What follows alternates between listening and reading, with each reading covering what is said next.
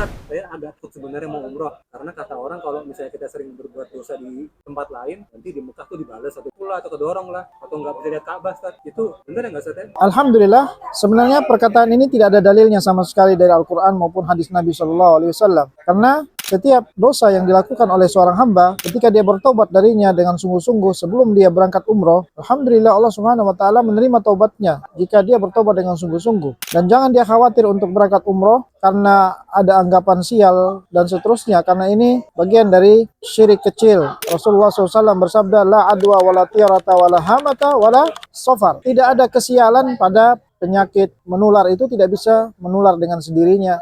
Tidak juga ada kesialan, tidak juga ada kesialan di bulan Safar. Itu semua tidak benar. Maka kita harus yakini bahwa jika kita berada di jalan yang benar, di jalan yang lurus, sedang ingin melakukan suatu ibadah, maka kita yakin Allah Subhanahu Wa Taala pasti akan memberikan pertolongan, memberikan taufik, memberikan bimbingan, memberikan petunjuk. Sebaliknya kalau kita malah batal berangkat karena suatu keyakinan seperti itu, khawatir kita terjatuh dalam dosa tadi. Jadi dosa atau kesialan yang kita lihat sebenarnya di Mekah, di Madinah yang dialami orang-orang seperti tidak bisa melihat Ka'bah dan seterusnya, itu hanya berita-berita yang tidak ada kebenarannya. Walaupun itu benar, itu kan terkait dirinya sendiri dan bukan terkait dengan zalim atau perbuatan dosa yang dia lakukan, yang dia ingat tersebut. Tapi memang karena mungkin Allah Subhanahu Wa Taala ingin memberikan suatu ujian, bisa jadi ini ada ujian buat dia, cobaan buat dia yang bisa mengangkat derajat dia. Jadi jangan sampai kita berburuk sangka kepada seorang muslim sedikit pun ketika terjadi hal yang buruk tatkala dia melakukan ibadah. Justru kita harus berprasangka yang baik kepada seorang muslim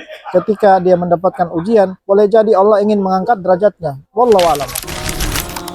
Wujudkan umroh nyaman sesuai tuntunan sunnah bersama Zim Tour and Travel.